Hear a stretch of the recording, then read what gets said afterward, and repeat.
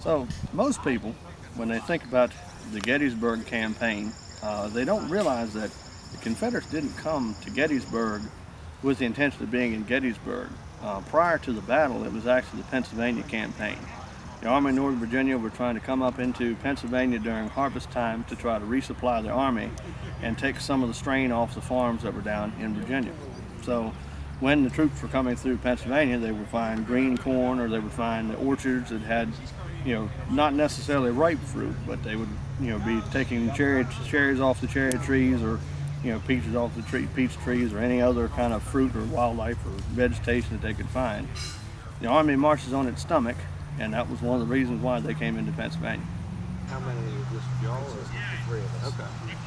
I know. You may be joined by the fourth This is a display that shows some aspects of money during the Civil War.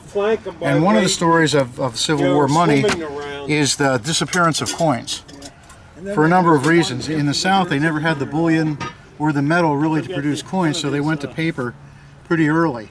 And paper money was issued not only by the Confederate government as such, which went down to a 50 cent, which you see right there as an example, but states, counties, cities, in some cases individual merchants also issued paper. And it was to make up for the shortage of coins, which disappeared from circulation, because if you have a silver coin and you're going to paper money, you know inflation is not far behind. So silver coins went at a premium, and they were hoarded so that they could get the most value out of them. So going to money pretty quickly. And the South used a variety of contract printers. Some of them had to move, as the war moved south. And they also recycled old vignettes from other banknotes that they happened to have on hand. So you can see a lot of themes. Train themes were popular back then. Beehives, stuff that they could scrounge that they just had on hand. And also the South ran out of paper, for good quality paper, early in the war, as they lost their manufacturing facilities. A lot of high quality paper was made in Tennessee, which of course was occupied by Union forces pretty quickly. So they either brought good quality paper in through the blockade, they used lower quality paper, which didn't work out as well, or, as you can see right here, they would recycle old bills of lading, old certificates, old bonds, and like that by turning them over. Most of these are uniface. It means they only have printing on one side. So you could get an old pair of bonds and you could cut them up, as you can see happened here. If we were to flip that over, you'd find that to be the state of Louisiana $1 bill.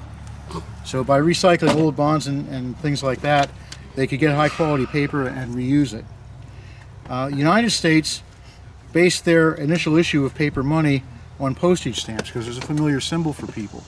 You could recognize, even if you couldn't read, a green 10-cent postage stamp, or an amber or brown colored 5-cent postage stamp. So 1, 2, 3, 4, 5 10-cent stamps, that was a 50-cent note. 1, 2, 3, 4, 5 5-cent stamps, 25 cents, etc. Now those were relatively easy to counterfeit, so as the war went on, they became more sophisticated in the paperwork they put out. The South did not have that option, but inflation occurred in the Confederate States so soon and became so rampant that nobody even bothered with small denomination notes, because they're basically worthless fairly early in the war. And you can see that initially, when the South broke away, one Confederate dollar was worth $1 in gold, and it even went up slightly for a while. But as the war situation deteriorated, the last exchange rate for Confederate notes, it took something like 5,000 of them to get one gold U.S. dollar. So in order to also keep up with the coin shortage, the South authorized other kinds of currencies, legal tender. They allowed United States coins to circulate freely. In fact, the South even minted some Confederate coin, or some United States coins. They seized the New Orleans Mint early on, and they continued to mint the 1861 half dollar, which is in some cases considered the Confederate half dollar, because it was only minted under United States authority for the first few weeks in January of 1861. So out of a total run of a couple million, only about 330,000 of them, or 13%, were United States issues. The rest were either issued by the state of Louisiana when they seized the mint, or when they joined the Confederacy, they turned all that over to the Confederates. Most of those dollars went to Europe because they required hard money payment for critical war supplies and other things. So 18, and there's no way to tell which ones are made under United States authority or which ones, because they use the same dyes, same facilities, in many cases, but not all, the same employees. So some of the mint employees in New Orleans sabotaged the big coin stamping press that they had there.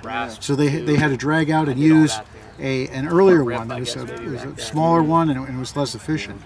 So, but basically, the Confederates got all of the 5,000 $20 double eagle gold coins that were minted at the mint in 1861 because they couldn't ship them north, so they grabbed the whole supply. And of course they used those for critical war supplies, and they continued to make the 1861 half dollar. So Where was this at? at the New Orleans Mint. Where was this at? Anyway, that's a real quick rundown. Some of the things that are interesting to see. You can see there's a Bank of Chattanooga 50-cent note. Because Tennessee was overrun so quickly, they didn't really issue. There's some people dispute that, but basically the state of Tennessee did not issue Confederate notes. However, the Bank of Chattanooga did, and you can see it's payable in Confederate currency that you could exchange it for. There really wasn't a state of Virginia issue of small change either, but you can see there's a city of Richmond and a county of Fluvanna are small change notes that circulated in Virginia. A lot of other municipalities and counties in Virginia also issued small change notes, which were exchangeable for Confederate currency, and in some cases state issues were exchangeable for state or Confederate bonds. So, theoretically, based on the full faith and credit system, these things are redeemable at some point, after treaty of peace or under certain conditions. One thing that's interesting is you can see the state of Florida 50 cent there. It states that it's backed by public lands. So theoretically, that was backed by something. State of Mississippi also early on, and that's not one of them. They usually were called cotton notes, and if you see them, they're stamped payable in cotton. Theoretically, the state allowed big planters to pay their state taxes in cotton, which was put in storage and could be sold, and then the proceeds of that money would back the initial issue of the state of Mississippi notes. But the blockade clamped down; they weren't able to sell the cotton as effectively, so they stopped doing the cotton-backed notes, and they went to full faith and credit, of which that was one of them. You can see that one if you read it closely. You would see it says it's not redeemable in anything except full faith and credit of the state. That hopefully after the war, Congress passed an act forbidding the payment of Confederate debts, including Confederate issue banknotes. So they were basically worthless. Except that, as the song goes, save your Confederate money, boys. Well, now as a collector's item, these notes are worth a whole lot more than their face value. So two collectors, and all you had to do, people actually started collecting Confederate currency fairly early as Union soldiers brought it home. In fact, Samuel Upton of Philadelphia made a living by counterfeiting Confederate notes. He would stamp, copy or facsimile at the bottom, but because the Confederates hand cut their notes with scissors, it was easy to just trim that off and pass it off. So the Confederates, I'm told, actually put a bounty on Samuel Upton's head, saying that his counterfeiting and people taking those notes south did more damage than a whole regiment of soldiers in helping to torpedo the Southern economy because of the prolific nature of the notes that found their way down south that were, in essence, counterfeits. You had a $20 double eagle, and you had a $10 coin, $5 coin, $3 coin. All right, Dean. $2.50 coin, and a $1 coin in gold. And you can see the relative sizes of the different gold pieces. Then for silver coins, I do not have in my collection an 1861 seated Liberty dollar. Those are big bucks. What I was able to afford and buy was in 1842, which is exactly the same thing except for the date. But in non-gold coinage, you had a silver dollar, a half dollar, a $quarter, a dime, half dime, silver 3-cent piece, and 1 penny Indian head. Then later in the war in 1864, they brought out a copper 2-cent piece, which was the first coin to bear the motto, "In God We Trust." And then they went from silver over to a nickel 3-cent piece in 1865. And finally, there's a representation of the 1861 O Confederate half dollar. And you can see on the back, right there, you can see the O for the New Orleans Mint. And again, you can see the relative sizes of the coins. Okay. At the beginning of the Civil War, the Union Army consisted of about 20,000 soldiers. At the end, it was up to 2 million. Most of the cooking done in the Civil War before the Civil War was done in camps, garrisons, forts, and so forth. Very little field cooking. However, the problem was this. When the Army started growing up, all these field people came in and they had no way to cook for them. So I'll drop back in a minute. Sorry. This is your basic items which is given to a soldier. Vinegar, and vinegar was used for 3 different things. Flavor the food, drink for scurvy, and take care of minor abrasions or cuts and bruises like we do with mercurochrome. Sugar was always brown sugar. They had salt, rice. Coffee came in 2 ways. Initially it came baked and you had to roast it. Later on it came already roasted. They got beans, and then they had what's called desiccated vegetables. Desiccated vegetables are another thing but the forerunner of what we have today as being frozen foods. What they did, they took vegetables, cooked them, put them in a press, squeezed them down, squeezed all the water out, dried them, then cut them in squares, small squares. And they would issue a small square, about 2 inches square, and that would feed about 4 or 5 men. It would expand almost 16 times. So they hated this. They used to call it desecrated. They didn't like it. But anyway, the bread came in 2 types. You had hard bread and soft bread. You had a lot of bakeries behind the lines. A lot of bakeries were also in the campsites itself. So bakery bread was always available. Meat came several ways. It came fresh if they had a fresh kill, but most of it was salted, and it salted to preserve it. So this was done. Now, the problem was this. New soldiers coming in, they didn't have organized cooking in all the field areas, so the guys were coming in with nothing. The only thing the Army issued was a canteen, plate, cup, and saucer. That was it. So they were on their own as far as cooking. What was the problem? Who cooked at home? The wives, mothers, and so forth. These guys had a problem. So what they did, they get together in little groups of 4 or 5, and somebody knew something about cooking, they'd try to cook. Some of the things they would buy, they take a canteen, cut it in half, and make a skillet. Or they buy a skillet, pitch in and buy a skillet. Or they buy a bucket, or they buy a coffee pot. They trip in and buy these things. However, the problem was this.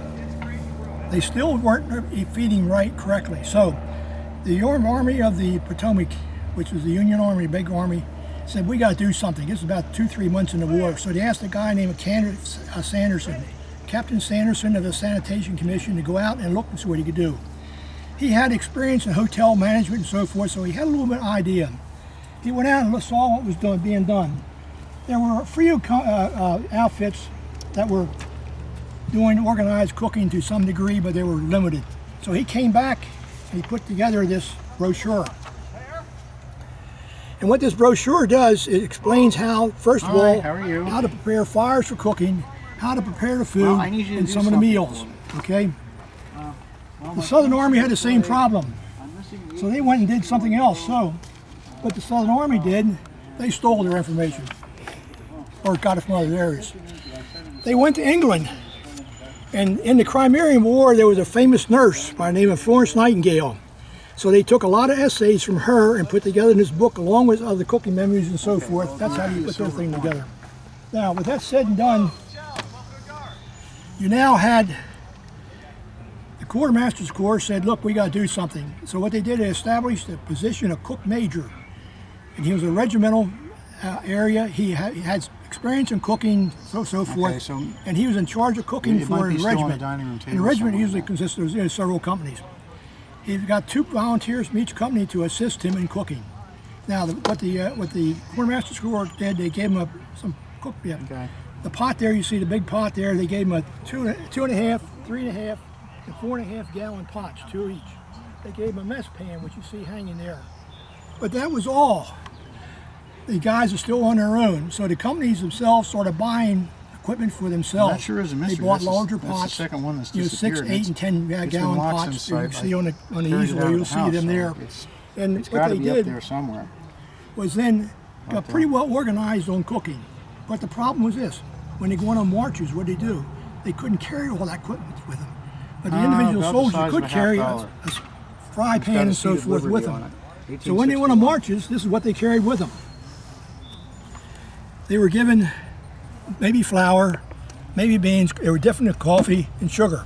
And the reason why I got these bags here is when they were given the meat along with it, The only place it could be. everything was stuffed in this haversack. And you can imagine the mess. So the guys learned very quickly, we got to get separate bags to put the stuff in. They couldn't take bread with them, but they got hardtack. Okay. Well, Hardtack is nothing but flour and water. yeah. Okay. That's all we can do. Okay. Garrett, Thank you. I'll talk to you later. it's very hard. It's been around for centuries. Matter of fact, they trace it back as far as the Roman soldiers. But hardtack was basically a nautical thing because on ships and so forth, they had to carry a lot of stuff.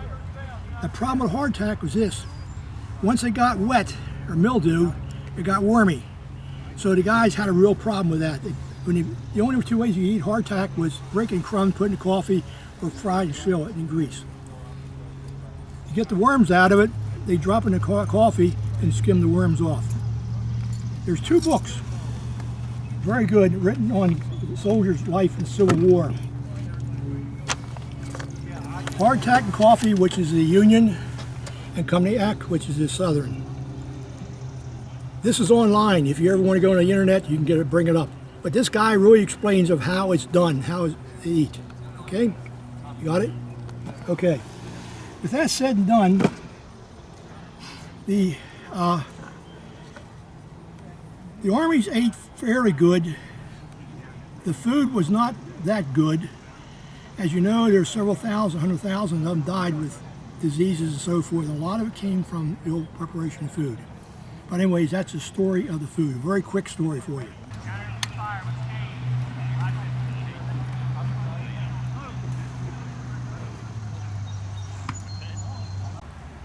Third Vermont. They were in the Peninsula Campaign that got just outside of Richmond. I think it was June of '62. And Johnson, there was a General Johnson with the Confederate Army, was wounded, and he was replaced by Robert E. Lee. And instead of defending Richmond, as Johnson was doing, Lee attacked, and he drove the Union Army all the way back out the peninsula. Well, the drummer boys in the regiment were throwing their drums away so they could move faster, and Willie Johnson knew he was no good without his drum. That was his whole purpose of being there. He kept his drum, and at the very end of the retreat, when they had a review for President Lincoln, he was the only drummer for the regiment. Somebody, and the story is it was the president himself, recommended him for the Medal of Honor for keeping his drum and sticking to his duty. He was 11 years old when they began the advance. He turned 12 in the middle of the campaign. He took ill afterwards and was in a hospital in Washington when somebody came over from the War Department and had him all cleaned up, a brand new silk uniform, and took him back to the War Department. And at first he had no idea what was going on, but he ended up, he was 13 at that time, receiving the Medal of Honor. He is the youngest to have earned the Medal of Honor and received it during the war. A lot of people didn't receive theirs till after the war. So Willie Nelson's story is known for the war, but he kind of disappeared from history afterwards. Nobody knows whatever happened to him. Lost in history. Here we have George Washington Timmons. He and his brother and sister lived with his mom in New York City in the years before the war. His mom could not afford all 3 children, so the 2 boys were turned over to the Children's Society, and that was at the time that the Children's Society was taking trainloads of orphans into the West and adopting them out to families in the West. He and his brother went with the orphan train into the West, and the Stone family adopted him, and so his name became George Washington Stone. As a teenager, he was working at a mercantile when the war started. His parents were definitely against his going to the war, but his proprietor helped him get away to the war. So he went as a drummer into the war. During the course of the war, girls from church groups and so forth would send sewing kits and so forth out to various units. And his unit received a collection of these, and he chose to write back to the girl who had sent him his. Turned out she was his sister. And both boys survived the war. Don't know what happened to George Washington. He probably became a merchant because he worked for a merchant. This album is filled with various such stories. Let's see if Wood's near here.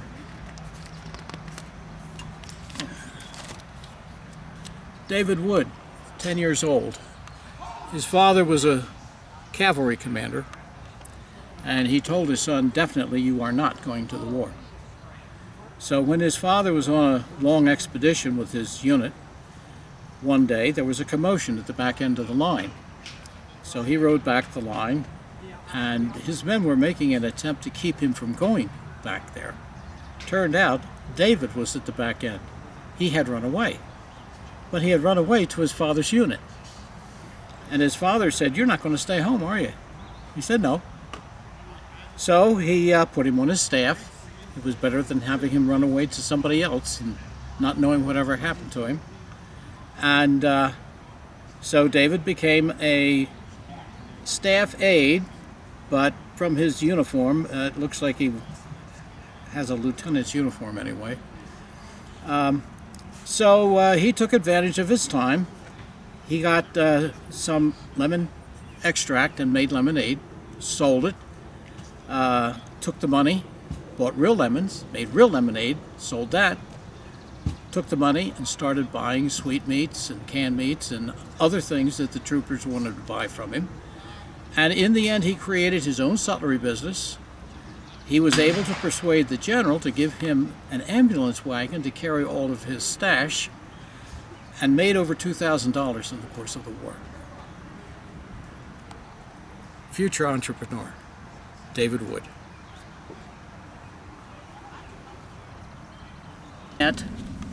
And Tad borrowed a cavalryman's horse and rode over to hang out with him because he was all dressed up in his uniform.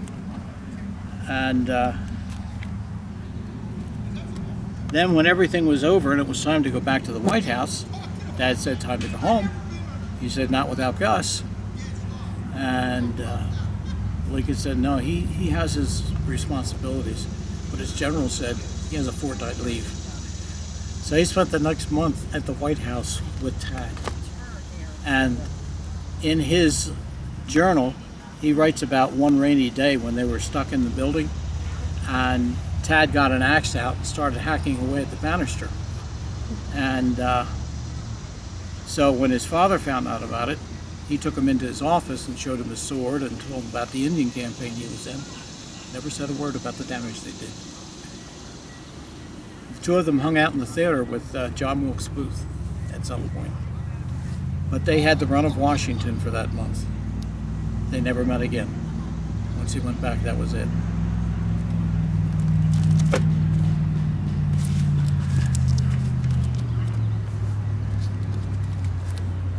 The youngest to see action at 6.5 years old. His father was executive officer on one of Grant's gunboats, and the family was on the boat because there was nothing going on. And then suddenly they came under attack. Well, the powder monkey who took the gunpowder up to the guns was killed, and they were friends. So he picked up the powder monkey's powder bag, and he serviced the guns during the rest of that event.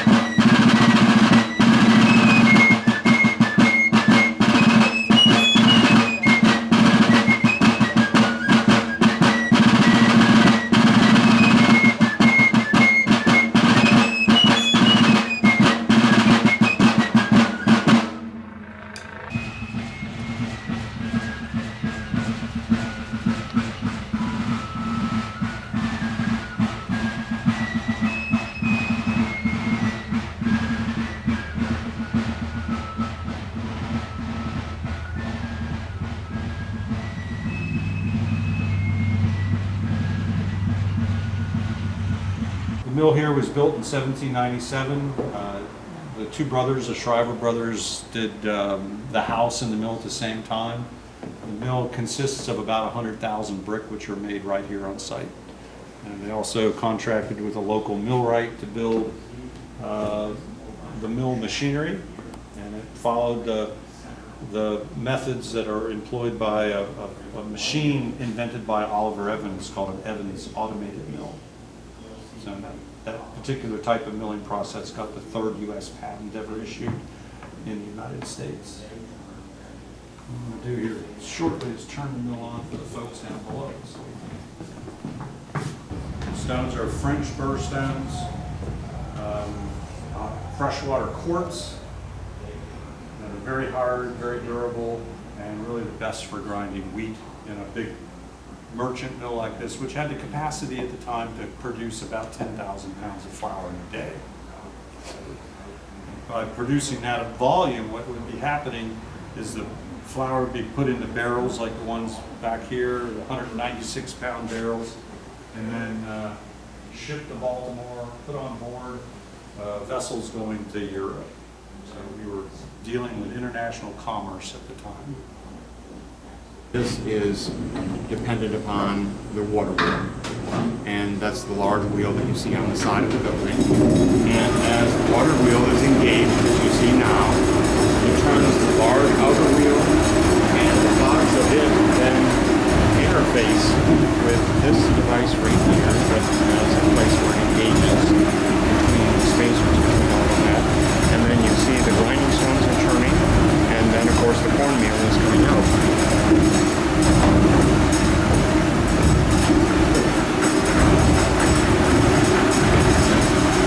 And that's the finished product. Of course, this would have further work may need to be done to this in order to sift it through, in order to eliminate some of the bulkier outer husk parts of the corn. And then you would have the finer cornmeal, which then of course would be commercially sold.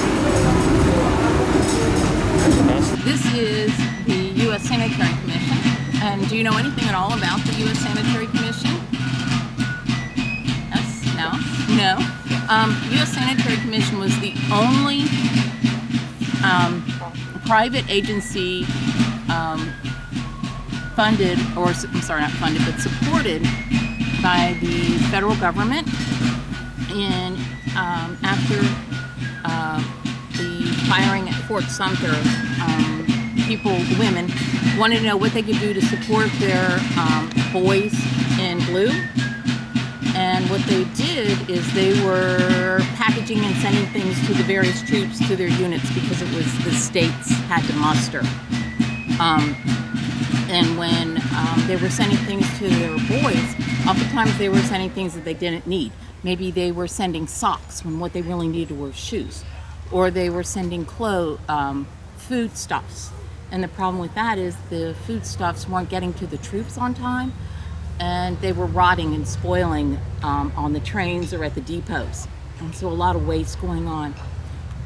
The organizations kind of got together and went to President Lincoln and the War Department and said, look, we can help provide a service that you need if you let us. And one of the things that they did is they studied the camps, and the camps were abominable in their health conditions. Therefore, Sanitary Commission. The Sanitary Commission, initially President Lincoln was kind of against it, but once he realized what they could do and how they could support it, he was on board with it. And they were privately funded by raising money through sanitary fairs and by donations from local organizations. And they really had a great organization because they started out at a local level, which then went to a regional, to a state, and then from the state everything went into various depots.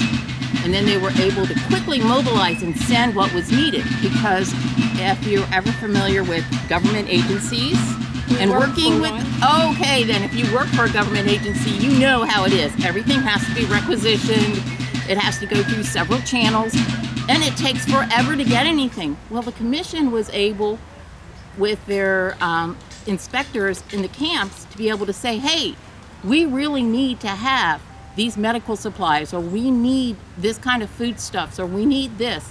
And they were oftentimes able to get to the site of a battle or to the site of where the camps were and supply those things days, even weeks before the federal government could. And they were predominantly run by women, although we had men as figureheads, but this was the women's effort and the home front effort. They did things like get fresh food and fresh vegetables and fresh eggs and got it out to the troops when they needed it. They helped fund medicine supplies for them. One of the things you see on the table is coffee grounds over here and a coffee grinder. And you're like, why is there a coffee grinder? It's because coffee was a staple that was issued to the troops. But they would get a bag with raw coffee in it, which would need to be roasted and then ground. And so rather than the soldiers having to do this, and when they would grind their coffee, by the way, once they got it roasted, they would take these beans and then oftentimes use their musket butts to create coffee grounds. As a matter of fact, there happened to be a rifle that had a coffee grinder in it. It shows you how important coffee was. Yes. Well, they could take their coffee to a Sanitary Commission site, because they were at railroad stations and they were kind of like within the camps, and they would grind the coffee. Well, they would take their seeds, but their coffee beans, grind them for them and give them back coffee. So they'd give them the beans, they'd get a bag of coffee to take with them. So this was how one seems like a really odd thing, but coffee was really important because coffee acts as a diuretic, so it was important to have coffee. The Sanitary Commission was the organization that trained the nurses. If you're familiar with Dorothea Dix, who worked with the insane, she was targeted as being in charge of the nursing group. And she had a criteria for the nurses. She wanted them to be plainly dressed, over 30, and preferably a widow or unmarried older woman. And the reason why was that she didn't want them to look on them as girlfriends or a possible girlfriend or sweetheart, but rather as a mother figure, because they're giving aid and comfort to the soldiers in the hospitals. And they have a really great story. If you know who Louisa Alcott is, she wrote Little Women. She also was a nurse in D.C. and has a book called Hospital Sketches. And in Hospital Sketches, she talks about going on one of the hospital ships down to the south, and they were getting bombarded, and they were supposed to be loading up injured soldiers and wounded and taking them back up north to Washington, where they had a huge medical camp. That whole green area, the Commons area, was nothing but hospital tents and medicine. Anyways, the commander of the ship wanted to leave because it wasn't very safe for him to stay there. But the woman who was there, she said she wasn't proud of it, but she would, but the boys, we need to help the boys. And the commander stayed to load more wounded soldiers and take them back up. Sometimes you have to do what you have to do. The home front took care of getting the medicine, the supplies. They had sanitary fairs. And by the end of the war, they raised over $25 million in money in the Civil War. So figuring out inflation, I didn't do the calculation, but if it was 25 million then, today how it much would be today? Probably in the billions, maybe, that they raised funds that the federal government didn't have to put in. It was totally privately funded. At the end of the war, Abraham Lincoln said that they could not have won the war without the efforts and support from the Sanitary Commission. The Sanitary Commission disbanded at the end of the war. They worked to provide soldiers and veterans with aid and support. They also, one important thing, and I didn't mention it, was for families who were hunting for their wounded and missing in action and killed soldiers. They kept meticulous records, hospital records. And that's actually a role that oftentimes people use when you're doing genealogy today, based on that information that they collected. And they provided free housing for families who were looking for their family members nearby the hospitals, so that they could be near their sons and husbands in their time of need. The Sanitary Commission was huge. It was began with how clean is the camps, because the camps were a mess. a mess, because you had young boys who'd never been away from home, who were now trying to live in these very tight quarters. They were doing obnoxious things, like rather than using the latrines properly, going out behind the tent, how bad that could be. They published pamphlets to kind of say to the soldiers, hey, here's what you need to do, like change your socks, put your bedding out to let it get dry. They didn't know what prevented some diseases, but they knew that cleanliness helped. It was more of an effect rather than anything else. As I said, at the end, the Sanitary Commission disbanded, but you could equate the Sanitary Commission with 3 organizations today. American Red Cross, which a lot of the people went to the American Red Cross after the Sanitary Commission disbanded. Make sure I say this right, the military support for soldiers. There's a military function that works to help soldiers, like if they have any needs or have issues or problems within the military. That's what the Sanitary Commission did. They also are equivalent to a USO. So those huge things all were rolled into what the Sanitary Commission did at that time for our soldiers.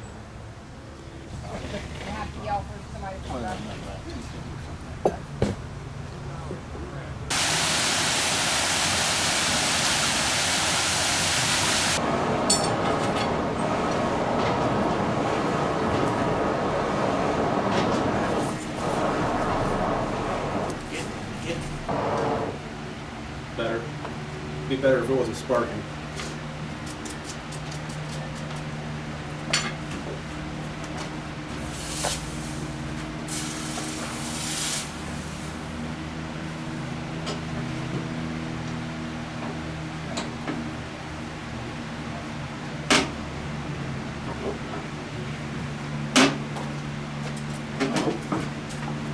We should do it the less gun way. I just wanted the bend to be a different Oh, you spot. want to open it up? Oh, you're bending it back. Yeah, because I'm going To to take try to off. take up some of that space. Yeah, I want to make the overall diameter smaller, so the cheating and rolling these things up a little bit. It's 170 years old. You want me to? Yeah. Okay, I will. I will not lose it. But I guess it makes sense. They have a lot. It's easier to have an exact piece in front of us. We're talking about 5,000 to 10,000 cavalry Yes, that's what we have. going down Main Street against 100 of our Delaware boys. Now that's not exactly a fair fight. At least the fray happened there and not here. Well, just because it happened there, they've all come up here. Look at my fields. The corn, the wheat, why it's trampled. That's true. They did take all of our fencing. It took us years to build those fences. And now, what do we do about the livestock? Why they've run off? It's a good thing that the men took the horses up there. Otherwise, the rebels would have taken them. I'm quite sure. Well, they need Need them for a while, and what are we to do to tend the fields without our best draft horses? I would just be glad when this unpleasantness is over. Oh, it is unpleasant, all right. I mean, soldiers coming up to my back door, looking for food. Time after time, all scraggly Confederates. I mean, they're eating me out of house and home. Well, we fed Judge Stewart a very fine meal. Yes, well, you entertained him quite royally because I will say we heard your goings on all night. See how hard it was? They don't have to right Well, I'm glad to see the back end of them. And let's hope they don't get back this way anytime It's soon. sad that our sons are fighting when they've been such happy cousins together. Well, hopefully the unpleasantness will end before long. Weeping, sad and lonely, hopes and fears of thee. When this cruel war is over, saying that we'll meet again. Good afternoon. Welcome to the U.S. Engineers. We're Company A of the U.S. Engineer Battalion, the original engineers of the United States Army and the granddaddy of the Corps of Engineers that you might have heard about today. We represent the Civil War version of that. The original company was actually formed for the Mexican War. We're the stepson, I guess, of that company. We're still referred to as the old company of engineers, though. Our job is to get the Army where it has to go, get them safe while they're there, and make sure that they can get back if things turn sour. We build all the roads, railroads, the bridges, we build the forts, the fortresses, we lay out camps. If the Army moves, it's because we moved them. That's our role. Today we have a few different items. We have a map duplicating machine, which was invented in the Western Theater of War in '63. A map like this would take approximately 6 hours to copy and months to prepare before that. And in order to copy it, wasting 6 hours of time is very inefficient. The engineers don't like inefficiency. And so they invented this machine, which uses sunlight and photosensitive paper to make a copy on a lovely July day like this. I can make a copy of this, like a duplication of the original blueprint, every 45 seconds or so, which is pretty darn quick. Beats the heck. I did this one myself. I traced this from the original, and this is 6 hours worth of tracing. To make 5 of those maps, a day and a half passes, the battle's over. I can churn these out every 45 seconds or so. 2 minutes if you count drying time. We also do all the surveying for those maps. These are some of our survey chains. This is a half Gunter's chain, a 150-foot engineer's chain. This is a survey compass from this is about 1850. This little item here is called a pentameter. It's for making 90-degree angles off of a survey line. This is a pair of original compasses dating back to the 1860s. And these are called caltrops. It means crow's foot, and it's actually really ancient. As modern as this was in the day, these are really ancient. They're originally made by the Romans, and they are used to lame horses. If you can get a horse stopped in the front of a wagon train, you stop the whole wagon train. You create the original traffic jam. People don't appreciate it because they don't bother showing it too much in the movies, but the Army of the Potomac had a 13-mile-long wagon train behind it after the Battle of Gettysburg. Well, if I stopped the first wagon, I stopped the Army. And this is actually where the game of jacks came from, too. You would throw these down, no matter how you drop them, they land with a spike up. If a soldier steps on it, he'll get really angry and keep fighting. But a horse, you lame the horse. You stop the wagon train. So they're usually at a bottleneck where you can't get around, like a ford or a bridge. Throw a few. Confederates don't know if I threw 1 or 100. They have to stop, start picking them up wherever they can find them, slowing the whole process down. That's where the game of jacks comes from, picking up the little stars. This one's a larger version. That one's meant to pull the wheel, the steel portion of a wagon wheel off, breaking the wheel down. Same idea, but it's just as effective. These are barometers from the 1860s. And a lot of people ask, why do I have barometers? And if you know anything about them, they measure air pressure. And this isn't to do the weather, but rather this is to measure elevation. The higher you are, the less air is above you, the lighter the air is. The lower you go into a valley, the more air is above you, the greater the air pressure. For every 90 feet of elevation that you change, if you go up 90 feet, you lose a half of an inch of barometric mercury. If you go down 90 feet, you gain a half an inch of barometric mercury. So even in the middle of the night, in a snowstorm, in the fog, in the rain, I can tell the elevation of where I am compared to my base camp. The large one here is for the base camp, so you always can work them together. And this is a small pocket one used on a reconnaissance. We also have some of the nice high-tech period eyewear. These have to be, this is, not many people get something like this. This is got to be ground, almost all the quality glass has to be ground overseas, either in France or in Germany, and imported to the United States. They simply don't have the manufacturing technique in quantity enough in the United States. So we get tools like that, but we also get tools, as you might see over here. This is a plane table and alidade for doing plane table surveying. You spot with this, triangulate your way back. I should say take a reverse azimuth, take another angle, another reverse azimuth. Where the two lines intersect is where you are on a map. And that's how you can find your own location on a given map, or you can begin to plot locations on a map and create a map. This is a Y level. This is the precursor to the transit, and it's used much like that, but this is a little more detailed, a little more accurate, using sighting hairs and what is sometimes called the California pole, a Jacob's staff, a survey pole. And this is walked down. This is a bigger crew operation. You need a surveyor, you need essentially a secretary, and at least 2 people with a Jacob's staff, and potentially for a chain. If you have a transit, you don't need the chain. With the Y level, you need 2 chain men. So this is part of a team operation to survey something like that map of Gettysburg that you saw. But this will be very detailed, but it's going to take more time. A little bit less detailed, a little less time, and the survey compass over there, least detailed, but the fastest. And of course, we have a fixed telescope that the generals would use, because the generals aren't going to often get too close to the battle, especially not high-ranking. We also have a lifting gin in the distance. I don't know if you want to walk over there. I'll show you some of the things we also do.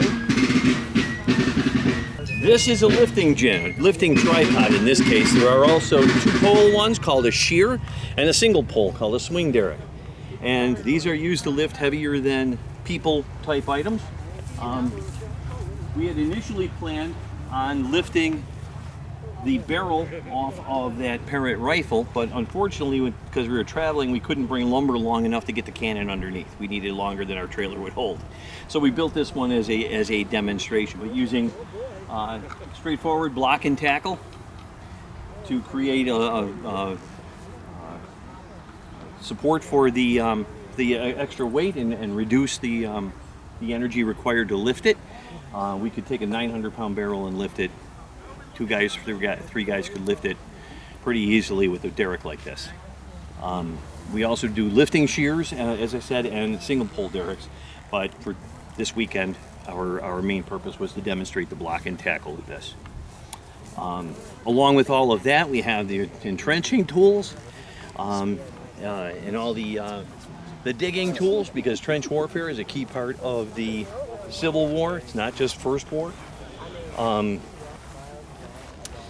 We build everything obviously out of what we can get nearby, and often what we have to use is sticks, not much bigger than my thumb. They bind them together in a thing called a fascine, and this is a fascine choker. You take the loose bundle of sticks, they're laid on top of each other, lay this over the top, squeeze down, and it packs them into a tight bunch, making a thick bundle of the sticks that can then be bound and tied, and they're actually stronger than a piece of lumber of the same dimension. Trench warfare requires using saps, and sap is by definition the trench. The sap roller is what the guys hide behind as they're digging the trench towards the enemy, or diagonally closer to the enemy. The fear is always that you'll be fired at down the trench, down the length of the trench, which would put you in a bad spot. You can't get out of the way. And so they roll a giant bundle of twigs called a fascine, or a sap roller. It stands about so tall, and it's strong enough to withstand bullets and some cannon fire. But it's also hard as blazes to move and roll. And so you use this unusual object called a sap roller as a giant lever. You stick it in and move your roller forward and dig some trench behind you. And then move it forward and dig trench behind you. And it worked like a rolling shield in front of the sappers, which is the original name of the engineers. The original name was Pioneers, Miners, Sappers.